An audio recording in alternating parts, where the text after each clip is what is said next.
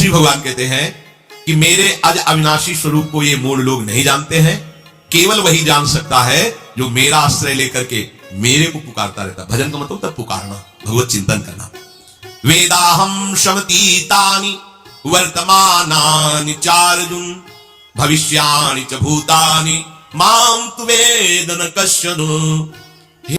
राधे राधे भक्तों, श्री परम पूज्य श्री प्रेमानंद जी महाराज जी के दिव्य वचन व सत्संग को सुनने के लिए हमारे चैनल को सब्सक्राइब करें और कमेंट में राधे राधे जरूर लिखें। और इस सत्संग को बीच में छोड़कर इस सत्संग का अपमान न करें।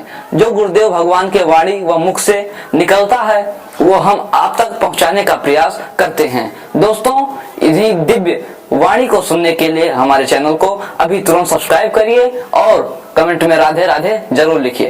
राधे राधे। अर्जुन, जो प्राणी भूतकाल में हो चुके हैं तथा जो वर्तमान में है और जो भविष्य में है, उन सब प्राणियों को मैं जान रहा हूं। जैसे आंवला ऐसे रख लो तो चारों तरफ से देख सकते हो, ऐसे भगवान अनंत ब्रह्मांडों को, जीवों को एक साथ देख रहे हैं। यही भगवान की भगवत्ता है, एक साथ देख रहे हैं। कोई भी जीव ऐसा नहीं है जिसको भगवान का दुलार नहीं मिल रहा हो। कहीं भी हो, अनंत ब्रह्मांड सबके लिए जो आवश्यक हो भेज रहे, कोई भूखा नहीं रह सकता। एक बार वीर शिवाजी समर्थ गुरु श्री रामदास स्वामी जी के पास गए और कहा कि स्वामी जी अकाल पड़ा हुआ है, तो हमने सारा का सारा खजाना खोल दिया और सबको पवाया। तो गुरु बड़े कृपा सिंधु थे, उन्होंने देखा कि इनके हृदय में एक गर्भ का अंकुरण हो रहा है कि मैं भरण पोषण किया सबका अकाल में। तो उन्होंने कहा कि शिवू यह हथौड़ा उठाओ, आओ चलो हमारे साथ। एक बड़ा पत्थर का, इसे तोड़ो। मारा, जेल तोड़ा, हटाया तो नीचे मिट्टी में दबा हुआ स्वस्थ में ढके कैसा। बोले इसको किसने दिया? देखो ना कितना स्वस्थ है, पुष्ट है। इसको कौन आहार दे रहा है? इसको कौन प्राण पोषण कर रहा है? बोले भगवान। तो बोले तुम कैसे दाता बन गए? संपत्ति तो सब भगवान की है, भगवान ही सबका। यह हम मत करो कि तुम पोषण करते हो, नहीं। छोटी सी वृत्ति को भी गुरुदेव बर्दाश्त नहीं करते। जो गुरु शरणागत होता है वो उनकी बात समझता है, अन्यथा वो अपनी मनमानी वृत्ति को ही आदर देता है, गुरु की आज्ञा वृत्ति को नहीं देता। छोटा सा भी अभिमान का कण अपने जनों में गुरुदेव को बर्दाश्त नहीं होगा, क्योंकि यही भगवत प्राप्ति में बाधा बन जाएगा। कितने जीव चराचर जगत में, देखो हमारे भगवान की भगवत्ता, सबको देख रहे हैं, सबको व्यवस्था दे रहे हैं, सब कुछ देख रहे हैं। 3 प्रकार की लीला हो रही, कहीं पालन लीला, कहीं सृजन लीला, कहीं विनाश लीला, उन्हीं के द्वारा हो रही, वही देख रहे हैं, वही कर रहे हैं। अगर ये बात तुम्हारे समझ में आ जाए तो अभी भगवान की शरण हो जाओ। अहम के कारण बात समझ में नहीं आती। जो भूतकाल में हो चुके हैं, वर्तमान में हैं, जो भविष्य में होंगे, सबका प्रभु वर्तमान की तरह देख रहे, दर्शन कर रहे हैं। परंतु मुझे मेरे भक्त के सिवा कोई नहीं जानता है।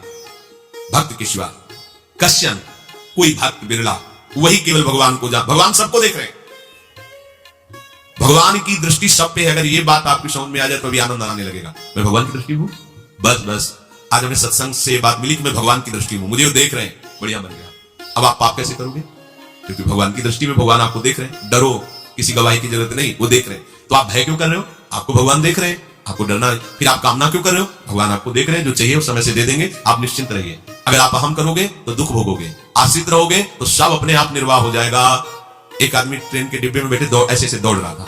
लेकिन पूछा भाई क्यों दौड़ रहे? बोले अब किस स्टेशन जाना है? तू बैठ जा, गाड़ी चल रही है, ट्रेन चल रही, तू बैठ जा। ऐसी त्रिगुणात्मिका माया की ट्रेन चल रही, पूरे विश्व का विश्वंभर भरण पोषण कर रहे हैं, तू तो बैठ जा भगवत आश्रय लेकर के। तू काहे को दौड़ा घूम रहा है? लेकिन ये अहंकार के कारण भटकता रहता है। भूत, वर्तमान और भविष्य काल, ये 3 विशेषण देकर भगवान कह रहे हैं कि मैं सबको देखता रहता हूं, जो हो गए, जो हैं, जो होंगे। भूत के प्राणी, भविष्य के प्राणी अथवा वर्तमान के प्राणी सभी भगवान की दृष्टि में वर्तमान की तरह ही है। ये भूत, भविष्य, वर्तमान काल केवल हम लोगों की दृष्टि में भेद है, भगवान की दृष्टि में नहीं। हो चुका, होगा, हो रहा है। भगवान की दृष्टि में सब हो रहा है, पीछे का भी, अब का भी, सब सामने चल रही सी। हमारे हृदय में विश्वास हो जाए प्रभु हमें देख रहे हैं। अभी तो हमें ये नहीं पता कि हम भजन कर रहे हैं, भगवान पता नहीं जान रहे हैं कि नहीं जान रहे। अभी भक्ति में रंग आ जाए, अगर ये बात समझ में आ जाए कि प्रभु देख रहे हैं। देखो जब हमारे गुरुजन बैठकर सुनते हैं और जब गाने का अवसर मिलता है तो ज्यादा उत्साह होता है कि बैठे सुन रहे हैं। ऐसे अगर हम मान लें कि हमारे प्रभु सुन रहे हैं, हम जो भजन करें हमारे प्रभु देख रहे हैं, जो सेवा करें भगवान हमारे स्वीकार करें, प्रियालाल स्वीकार करें, अभी भक्ति का रंग आ जाए, ये बात हमारे हृदय में बैठ जाए कि मैं हर समय प्रभु की दृष्टि में हूं, हर समय मैं अपने आराध्य देव की दृष्टि में हूं। कितना आनंद आएगा। अंदर से सोचो जरा, हर समय हमें देख रहे हैं, वो कह रहे हैं मैं देख रहा हूं। पीछे जो तुम क्यों, वो देख रहे हैं वर्तमान की तरह। अभी जो वो तुम देख रहे हैं, आगे जो करोगे वो भी देख रहे हैं। वो पहले से उनको सब पता है, तुम ऐसे ऐसे चलोगे, ऐसे ऐसे कार्य करोगे। भगवान की दृष्टि में सब कुछ वर्तमान ही रहता है, संपूर्ण प्राणी काल के अंतर्गत है और प्रभु श्री हरि कालातीत है। देश काल वस्तु व्यक्ति घटना परिस्थिति ये बदलते रहते हैं, पर प्रभु श्री हरि वैसे के वैसे ही रहते हैं। काल के अंतर्गत प्राणियों का ज्ञान एक सीमित है। अब इस दीवार के पीछे कौन खड़ा है क्या कर रहा है पता नहीं, पर भगवान की दृष्टि में नहीं। भगवान की दृष्टि में सुमेर पर्वत पर क्या हो रहा है, जहां किसी की दृष्टि वहां भी हो। ब्रह्मलोक में ब्रह्मा क्या कर रहे हैं, बैठे बैठे सब। इसलिए इतने महान ईश्वर है। एक छोटी सी भी चींटी को दाना मिला कि नहीं, उनको चिंता है। देखो आप छोटे से 2-4 लोगों का भार लेकर के चिंतित हो रहे हो, अनंत ब्रह्मांडों के अनंत जीवों का भरण पोषण प्रभु हमारे कर रहे हैं और निश्चिंत है। अचिंत शक्तियां भगवान की, तो आप भी तो उनके बच्चे हो ना। ये सब कहने का मतलब है आप भी तो उन्हीं के अंश हो ना।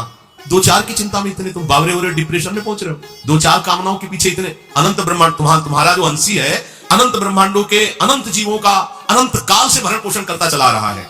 कहीं भी किसी के साथ कुछ भी गलत नहीं हो सकता।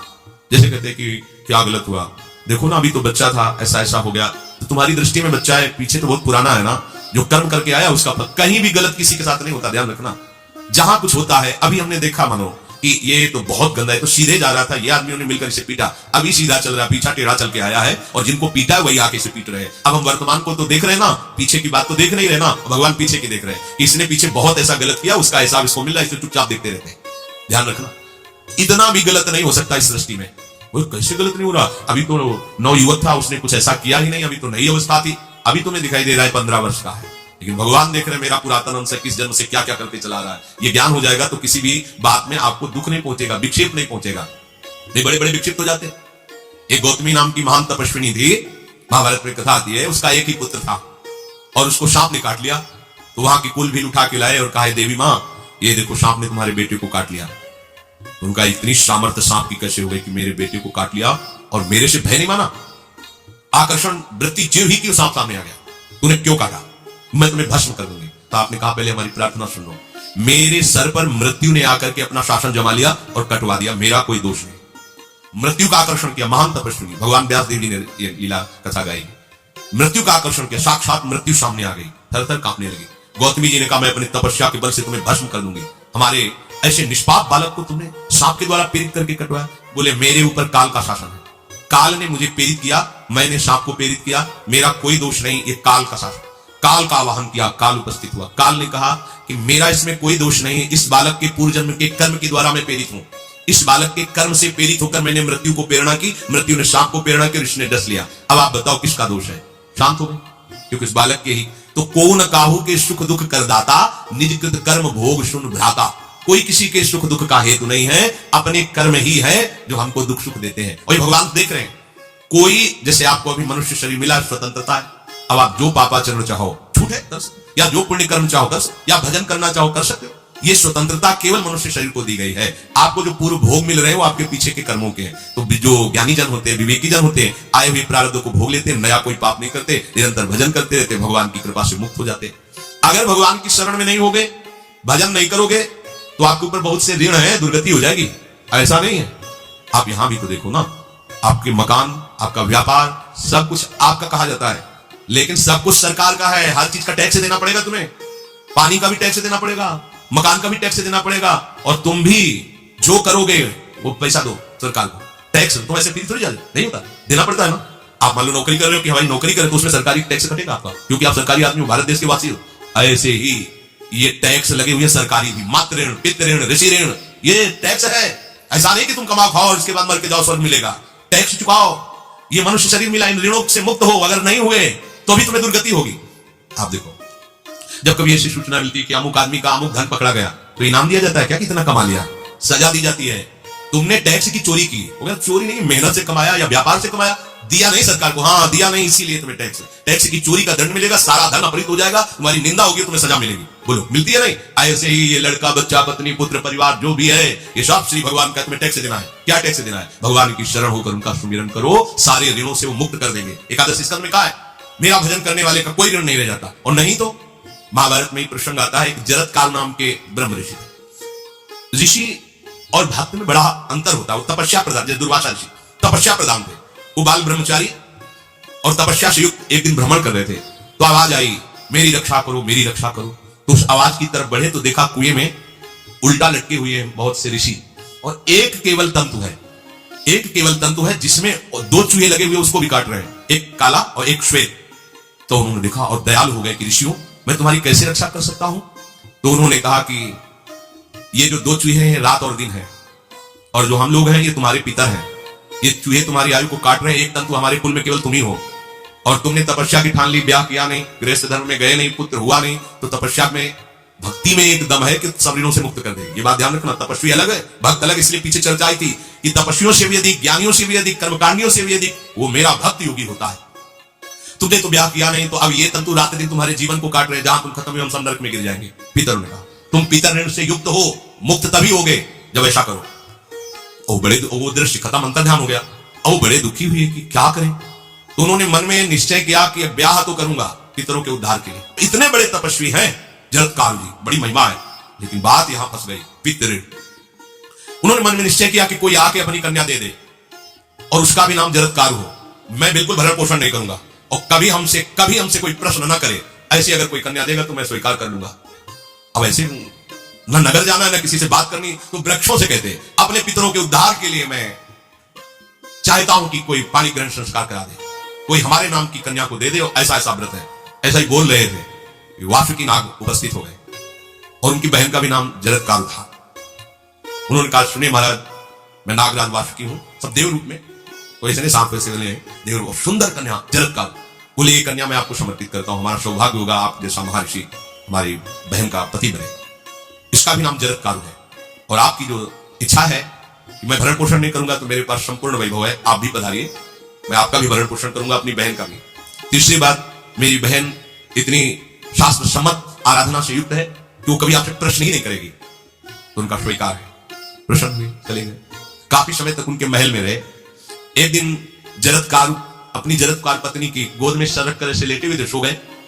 और शास्त्रज्ञ थी, संध्या का काल था, संध्या काल में निषेध है मैथुन करना, भोजन करना और स्वाध्याय करना, ये सब संध्या काल में बस भगवत स्मरण पर लोकवत। लेकिन हमारे यहाँ महारानी जी की संध्या आरती, संध्या भोग लगने के बाद ये इसीलिए वृंदावन धाम इसका कहीं भी ये वेदांत संन्यास, वेदों से भी ऊपर उठी रसमयी रसोपासना है, प्रियालाल की महल है। ये जगत सिद्धांत नहीं है, ये जगदीश का भी सिद्धांत नहीं है, ये प्रेम सिद्धांत है। वृंदावन नित्य विहार रस है, इसलिए इसको बीच में बता देते हैं दूसरे को, तो और यहाँ शाम के तो भोग ही लगता है, गान बजान होता है, बकाया सिद्धांत है। आंख मूंद करके या तो गायत्री जप या जो गुरु मंत्र चुपचाप शांत भाव से जपे, ऐसा। अब वो इस चिंता में थे कि मेरे पति का धर्म जा रहा है, और मैंने आज तक कुछ बोला नहीं अपने पति से। अगर बोलती हूं तो हो सकता है नाराज हो जाए और छोड़कर चले जाए। अगर मुझे छोड़ देते हैं और इनका धर्म बचता है तो ये ठीक बात रहेगी। कितनी विवेकवान है। अगर ये सोते रह गए और सूर्य अस्ताचल को चले गए तो इनका धर्म लोप हो जाएगा, ये मैं होने नहीं दूंगी, अपने पति का धर्म लोप नहीं होने। और उस समय भी केवल एक लंगोटी लगा के रहते थे, अस्तिमात्र हो रहे, वहां भी ऐसा नहीं कि दूल्हा बनकर के सर नहीं, वैसे ही केवल पितरों की तृप्ति के लिए उन्होंने बात स्वीकार की थी।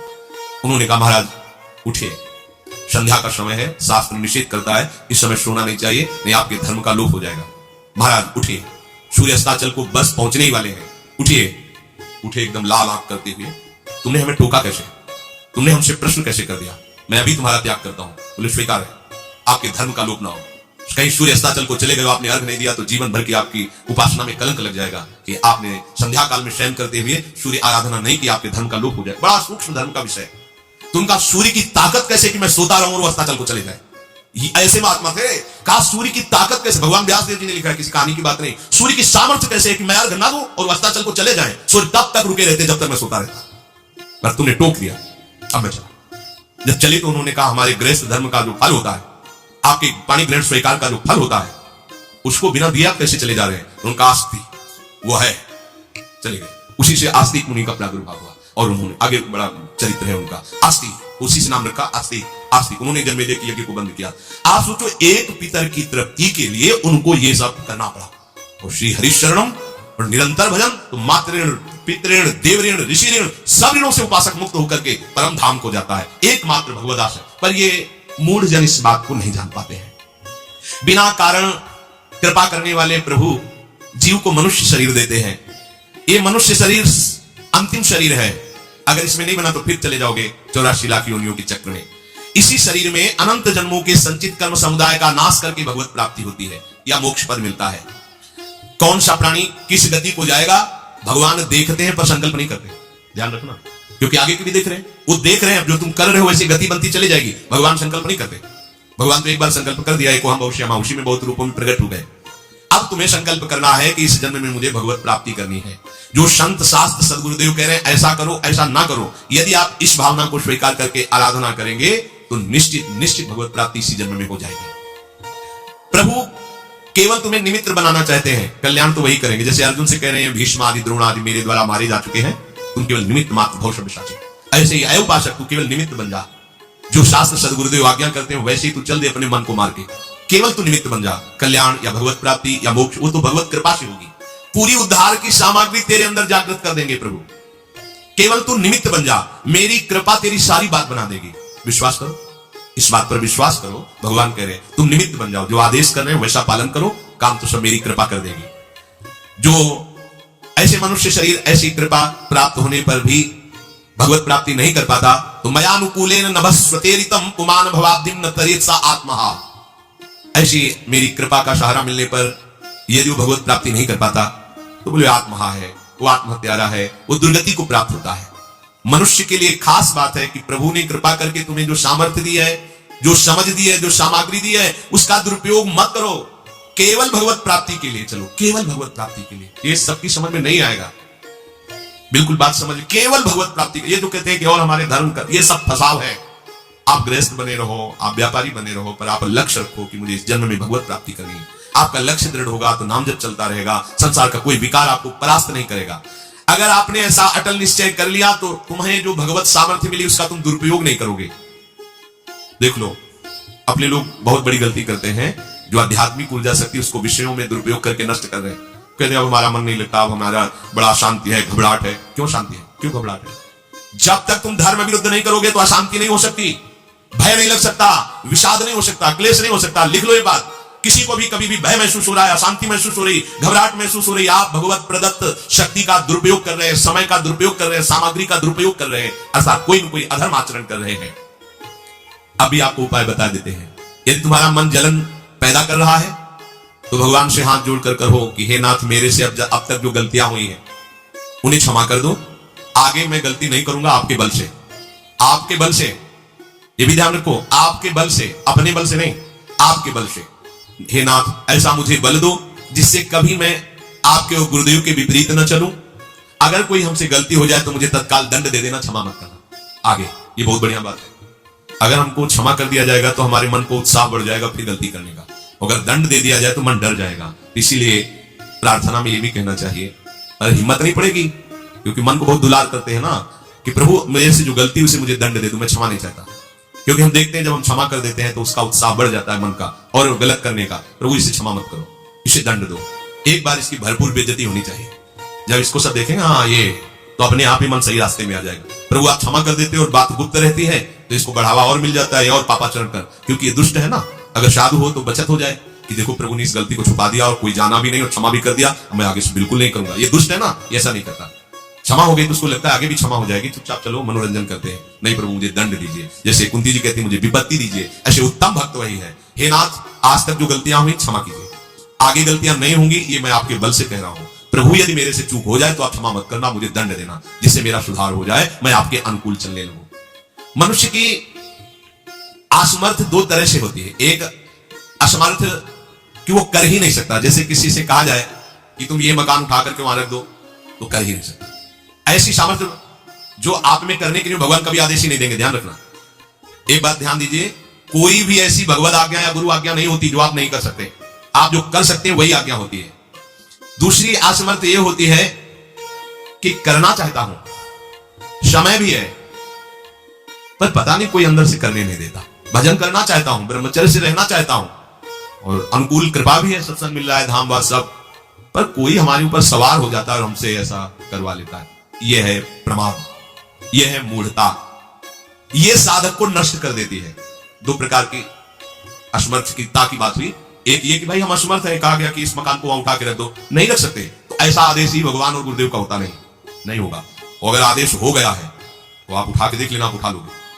अगर आपको यह ध्यान रहा कि गुरुदेव की आज्ञा है, हरि की आज्ञा है, हो जाए। हम कई बार आपको कहा, अंगद को ऐसे मसल दे, ऐसे वीर थे रावण की सभा में, पर राम प्रताप सुमिरपन रूपा। इस सभा में कोई बड़ा वीर हो, मेरा पैर उठा दे, राम जी सीता जी हार जाएंगे, वापस चले जाएंगे। ये बात थर्रा देने वाली बात है। घबरा आराध्य देव और माता जानकी दोनों को दांव में लगा दिया, उठा दे कोई पैर। पर उनको भरोसा था कि मैं राम के बल पे कह रहा हूं। राम बल आकर के विराजमान हो गया, कोई नहीं उठा पाया। आखिरी में रावण झुका, मेरे झुकने से, मेरे सामने झुकने से तेरी बात नहीं। तो जो बार बार जिनको मनुष्य कह रहा है उनके चरणों में जा, मैं उनका एक तुच्छ दास हूं। यदि आदेश हो जाए तो घूंसा से सबको मार करके तेरी पत्नियों को बंदी बनाकर और तुझे अभी राम जी के सामने डाल दूं। ये अंगद नहीं बोल रहे थे, ये राम प्रताप बोल रहा था। ऐसे ही यदि आपको आदेश कोई शास्त्र का या गुरु का है तो आप अक्षरशः समझ लीजिए उसमें उनका बल भी है, पर हम लोग उस बल का तिरस्कार कर देते हैं। थोड़ी सी मन की डालकर उसको हल्का किया तो वो बल वापस हो गया।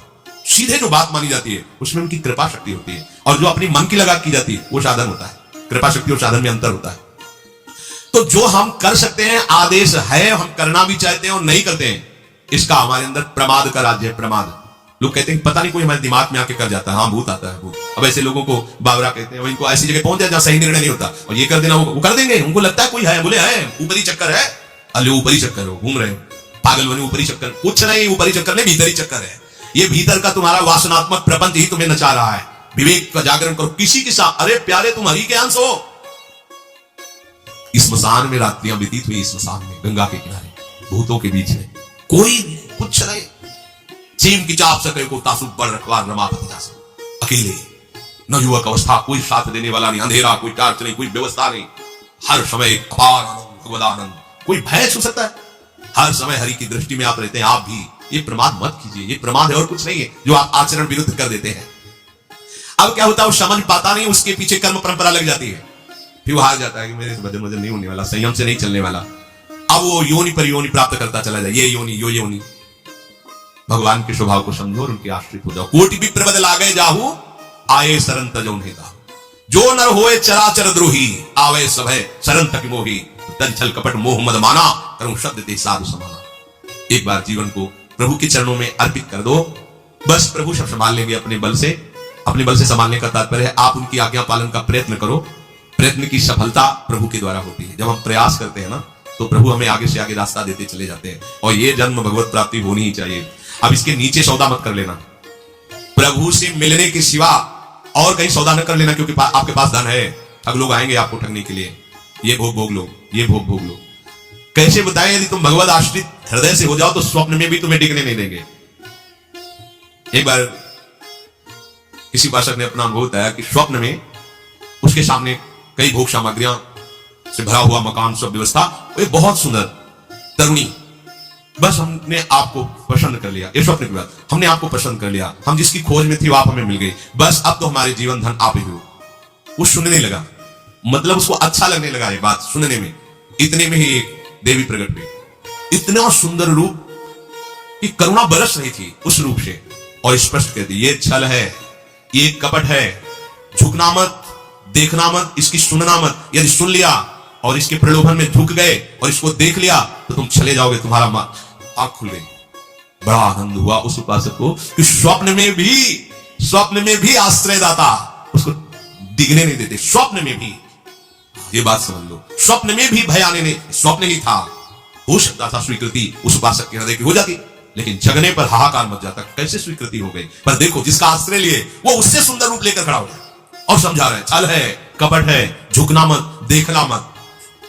आप तो केवल आश्रित होकर तो देखिए, जागते हुए, सोते हुए, स्वप्न में, ये तुम्हारी अवस्थाएं, प्रभु की नहीं है। वो तुम उन्हीं की गोद में जग रहे हो, उन्हीं की गोद में सो रहे हो, उन्हीं की गोद में शयन कर रहे हो। एकमात्र प्रभु का आश्रय लेकर निरंतर भजन करते हुए इस जन्म में केवल भगवत प्राप्ति, अन्य सौदे में हमें फंसना नहीं है। बहुत से प्रलोभन आएंगे कि ये फ्री ले लो, फ्री भोग लो, कोई नहीं जानेगा। आपको सौदा नहीं करना अपने हरि आश्रित बल का, आपको उससे केवल हरि की प्राप्ति करनी। प्रलोभन आएगा, ध्यान रखना, भय आएगा, हे भगवान आप तक जो भजन किया है इस भय को हटा दीजिए, क्योंकि इज्जत चली जाएगी, सब लोग थू थू करेंगे, मेरे से बहुत गलती हो गई, हटा दीजिए। हरि मुझे दंड दो, पूरी सभा में मेरा तिरस्कार करवा। ये मन लाख समझाया, नहीं समझा, अब जब बेइज्जती होगी ना इसकी, तब समझेगा कुछ नहीं होगा, और कृपा हो जाएगी, आगे बढ़ जाओगे। बिल्कुल अपने भजन को खर्चा मत करना, ना भय में और ना किसी भक्तगण। आज हम 23 दिसंबर के सत्संग में गुरुदेव के उन अमृत वचनों को सुनेंगे जिनमें उन्होंने कहा कि यदि आपके मन में भगवान के प्रति सच्ची निष्ठा है तो फिर आपको किसी भी प्रकार की चिंता करने की आवश्यकता नहीं है। हमें अपनी समस्त चिंताओं को भगवान के चरणों में अर्पित कर देना चाहिए। गुरुदेव की यह उपदेश हमें जीवन में शांति और संतोष का मार्ग दिखाता है। आज के इस वीडियो में कथा के माध्यम से हम सभी भक्तगण ध्यानमग्न होकर गुरुदेव की प्रेरणादायक कथा का श्रवण करेंगे। गुरुदेव की कथा का असर केवल हमारे जीवन पर नहीं बल्कि हमारी आत्मा पर भी होता है। यह कथा हमें भगवान की महिमा और उनके प्रति निष्ठा को समझने का अवसर प्रदान करती है। गुरुदेव ने हमें हमेशा यही सिखाया है कि प्रेम और भक्ति से जीवन को सरल और आनंदमय बनाया जा सकता है। भगवान के प्रति सच्ची श्रद्धा और विश्वास से हम जीवन की सभी समस्याओं को पार कर सकते हैं। इसलिए हम सभी को चाहिए कि हम गुरुदेव के मार्गदर्शन में अपने जीवन को सुधारें और प्रभु की भक्ति में अपना समय समर्पित करें। प्रेम से बोलिए राधे राधे। अगर आपको आज की यह वीडियो अच्छी लगी हो तो कृपया इसे अपने मित्रों के साथ साझा करें। हमारा उद्देश्य यही है कि अधिक से अधिक लोग भगवान के भक्ति मार्ग पर चलें और उनके जीवन में सकारात्मक